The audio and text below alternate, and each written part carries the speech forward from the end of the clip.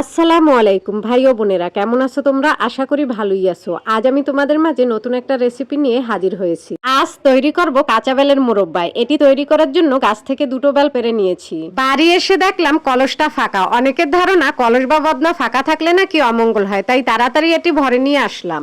এখন আমি বেল দুটো নারকেলের মতো এইভাবে ফাটিয়ে নিব, কারণ বেলের চারা অনেক শক্ত থাকে। এইভাবে ফাটিয়ে নিলে বটি দিয়ে কাটতে খুবই সুবিধা হয়। 2 ফালি করার পর 4 ফালি করে কেটে নেব। তোমরা চাইলে এর থেকে কচি বেল দিয়ে এই মোরব্বাটি তৈরি করে নিতে পারো, তাহলে আর বেল কাটার সময় এত কষ্ট হবে না।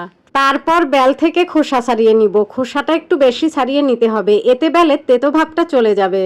খোসা ছাড়ানোর সাথে সাথে বেলগুলো পানিতে ভিজিয়ে রাখতে হবে, এতে বেলের কষগুলো তাড়াতাড়ি বাহিরে বের হয়ে আসবে। এগুলো এইভাবে ফালি ফালি করে কেটে নিলে খোসা ছাড়াতে খুবই সুবিধা হয়। তোমরা চাইলে এইভাবে ফালি ফালি করে কেটে নিতে পারো। বিপদের সময়ই জমানো টাকা কাজে আসে, তাই অল্প হলেও প্রতিদিন সঞ্চয় করে রাখার চেষ্টা করবে। তো এখন আমি বেলগুলো থেকে একটা শলার সাহায্যে আঠিগুলো বের করে নিচ্ছি।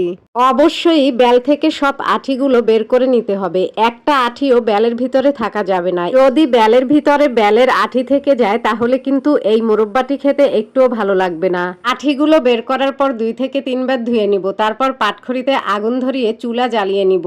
এখন বেলগুলো সিদ্ধ করে নিব। সিদ্ধ করার জন্য একটা কড়াইয়ে দিয়ে দিব পরিমাণ মতো পানি। চুলা থেকে কি পরিমাণে ধোঁয়া বের হচ্ছে, মাটির চুলায় রান্না করা এই একটা সমস্যা। পানিটা একটু গরম হলে এর উপরে দিয়ে দিব বেলগুলো, তারপরে দিয়ে দিব হলুদ এবং লবণ। সব উপকরণ একসাথে দেওয়া হয়ে গেলে একটুখানি নেড়েচেড়ে নিব। তারপর ঢাকনা দিয়ে ঢেকে দিব। কয়েক মিনিট পর ঢাকনাটি তুলে নেড়েচেড়ে নিব। এখানে নুন হলুদ ব্যবহার করার একমাত্র কারণ হচ্ছে বেলের কালারটা সুন্দর হওয়ার জন্য এখানে আমি হলুদ ব্যবহার করেছি। হলুদ ব্যবহার করার কারণে কালারটাও কিন্তু খুবই সুন্দর হয়েছে। আর বেলগুলো আমি 35 মিনিট সেদ্ধ করে নিয়েছি। এখন কড়াইটা পরিষ্কার করে ধুয়ে এর ভিতরে দিয়ে দিব পরিমাণ মতো চিনি। তারপরে দিয়ে দিব দুটো তেজপাতা, দারচিনি, এলাচ, লবঙ্গ। সব উপকরণ দেওয়া হয়ে গেলে একসাথে নেড়েচেড়ে নিব। এই মোরব্বাটি তৈরি করার সময় যদি 1 কাপ পরিমাণে চিনি দাও তাহলে 1.5 কাপ পরিমাণে পানি দিতে হবে। তো চিনির উপরে আমিও কলস থেকে 1.5 কাপ পরিমাণে পানি দিয়ে দিব। পানি দেওয়া হয়ে গেলে এগুলো আমি হালকা লাল লাল করে ফুটিয়ে নিব। তারপরে আমি নেড়েচেড়ে নেব।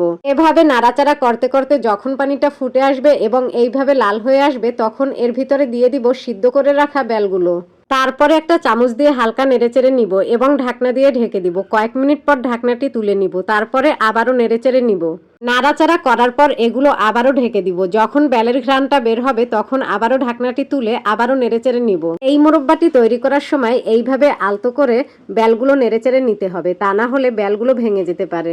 বেলগুলো রান্না করতে করতে বেলের কালারটাও পরিবর্তন হয়ে আসছে। এটি রান্না করার সময় কাঠের খুন্তি বা কাঠি ব্যবহার করবে। লোহার খুন্তি ব্যবহার করলে বেলগুলো রান্না করার সময় কেটে যাওয়ার সম্ভাবনা বেশি থাকে। রান্না করার শেষে এর ভিতরে দিয়ে দিব লেবুর রস। লেবুর রস দেওয়ার ফলে চিনির শিরাটা শক্ত হয়ে যাবে না। তারপরে হালকা নেড়েচেড়ে নিব। এইভাবে তৈরি হয়ে গেল কাঁচা বেলের মোরব্বা। দেখতে যেমনটা সুন্দর, খেতেও কিন্তু খুবই সুস্বাদু। তারপরে কড়াইটা হালকা ঝাঁকিয়ে মোরব্বাগুলো নামিয়ে নিব। তোমরা যদি এই মোরব্বায় কাঁচা বেলের ঘ্রাণটা না পেতে চাও তাহলে হলুদের পাতা অথবা বিলাতি ধনিয়ার পাতা রান্না করার সময় ব্যবহার করতে পারো। এতে কাঁচা বেলের ঘ্রাণটা একদমই থাকবে না। মোরব্বাগুলো কিন্তু খুবই নরম ও রসালো হয়েছে। আমি তো খেয়েই যাচ্ছি।